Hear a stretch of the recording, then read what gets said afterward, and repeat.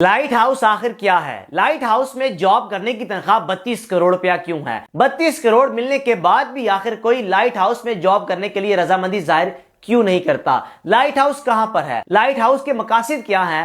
اور اس جگہ پر جانے کے لیے صرف اور صرف ہیلی کاپٹر کا استعمال کیوں کیا جاتا ہے؟ اور اس مقام پر جاب کرنے کے لیے آپ سے 3 مہینے کا کانٹریکٹ کیوں کروایا جاتا ہے؟ اس جگہ پر آپ کو ویزا فری ملے گا، آپ کو 3 مہینے کا کھانا فری ملے گا، 3 مہینے میں جو بھی چیزیں آپ کو ریکوائرڈ ہیں آپ کو فری ملیں گی، لیکن آپ کو یہاں پر انٹرنیٹ نہیں ملے گا، آپ کو یہاں پر سم کے سگنلز نہیں ملیں گے، آپ کسی کے ساتھ بھی رابطہ نہیں کر سکتے۔ جناب علی، لائٹ ہاؤس میں جب سے لائٹ ہاؤس بنا ہے تب سے لے کر آج تک 400 سے زائد افراد یہاں پر جاب کر چکے ہیں، جن میں سے صرف 3 افراد زندہ بچ کر آ سکے جن کا تعلق بنگلہ دیش سے ہے۔ لائٹ ہاؤس جو کہ آئس لینڈ میں موجود ہے، سمندر سے 30 کلومیٹر دور ایک چٹان میں موجود ہے، اور وہاں پر رہنا دنیا کا مشکل ترین کام ہے۔ لائٹ ہاؤس میں جاب صرف اکیلا شخص کر سکتا ہے، آپ کے ساتھ کوئی دوسرا شخص موجود نہیں ہوگا۔ آپ نے 3 مہینے تنہا رہنا ہے، اکیلے میں رہنا ہے، اس سمندر کی لہروں میں رہنا ہے۔ آپ کو رات میں خوف بھی آئے گا،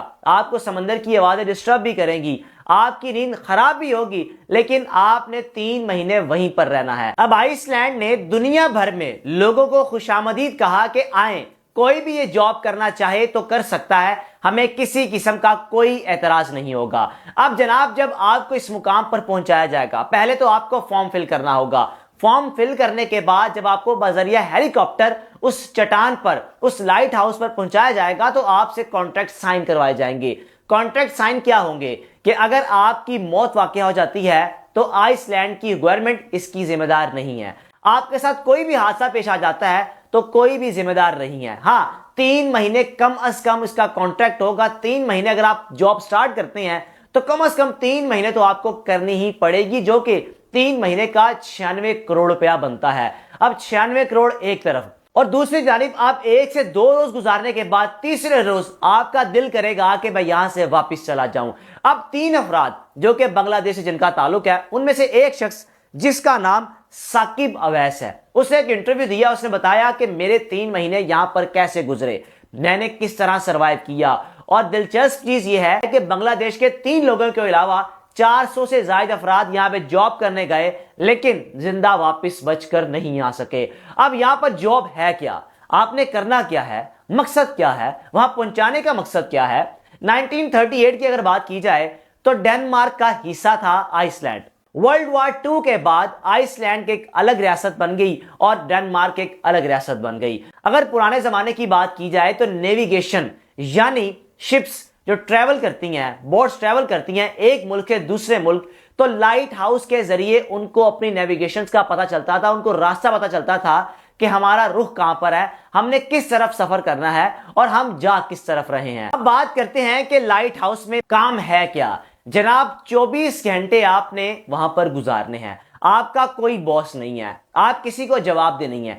ہاں، 24 گھنٹوں کے دوران اگر لائٹ ہاؤس میں موجود بلب بند ہو گیا تو آپ کو جرمانہ ہوگا۔ 15 منٹ سے زائد اگر لائٹ ہاؤس میں بلب بند ہوا تو 5 کروڑ روپیہ آپ کی تنخواہ سے کاٹ لیا جائے گا۔ اب آپ نے فیصلہ کرنا ہے کہ ان 24 گھنٹوں میں آپ نے کتنا سونا ہے، اور اگر آپ سوتے ہیں تو اس وقت بھی آپ کے ذہن میں ایک ہی خیال آ رہا ہوگا کہ کہیں بلب نہ بند ہو جائے، کہیں لائٹ نہ بند ہو جائے۔ اب جناب، ثاقب اویس نامی شخص جس کا تعلق بنگلہ دیش سے ہے، واپس آ کر ایک انٹرویو دیا اور بتایا کہ میں بڑے شوق سے گیا، لیکن 3 مہینے میں نے گزرنے کا ایک ایک پل انتظار کیا کہ یہ وقت گزر جائے۔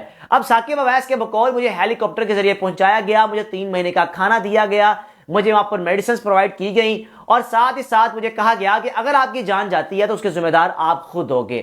اب جناب، ثاقب اویس کا سفر شروع ہو گیا۔ 1 سے 2 روز گزرے کہ ثاقب اویس کے بقول میرا دل کیا کہ میں کسی نہ کسی طریقے سے واپس چلا جاؤں۔ وہاں پر راتیں کچھ ایسی ہوتی تھی کہ سمندر کی لہریں لائٹ ہاؤس تک آتی تھی، اتنی بلند لہریں۔ اور ثاقب اویس نے یہ بھی کہا کہ رات کے وقت جب آپ لائٹ ہاؤس میں موجود ہوتے تھے اس کمرے میں، تو ایسی آسیب آپ کے سامنے آ جاتی تھی کہ آپ خوف کھا جاتے تھے۔ آپ اپنے سامنے ایسی چیزوں کو دیکھتے تھے کہ جن کا کبھی آپ تصور بھی نہیں کر سکتے، جن کو آپ جنات بھی کہہ سکتے ہیں، جن کو آپ آسیب بھی کہہ سکتے ہیں۔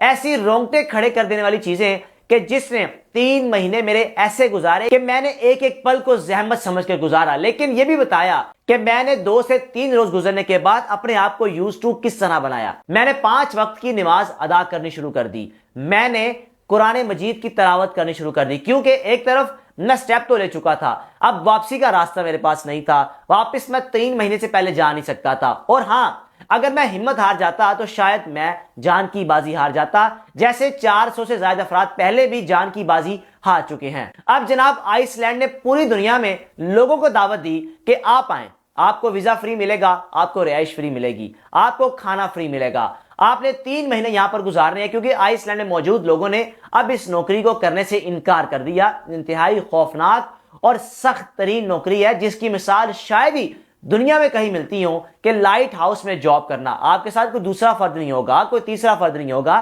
آپ نے اکیلے نے اس لائٹ ہاؤس میں رہتے ہوئے اپنا وقت گزارنا ہے۔ فیصلہ آپ نے کرنا ہے کہ 3 مہینے میں 96 کروڑ ایک طرف اور دوسری طرف آپ کی زندگی، آپ کو کیا چاہیے؟ اپنی رائے کا لازمی اظہار کیجیے گا۔ اپنے میزبان کو اجازت دیجیے، اللہ حافظ۔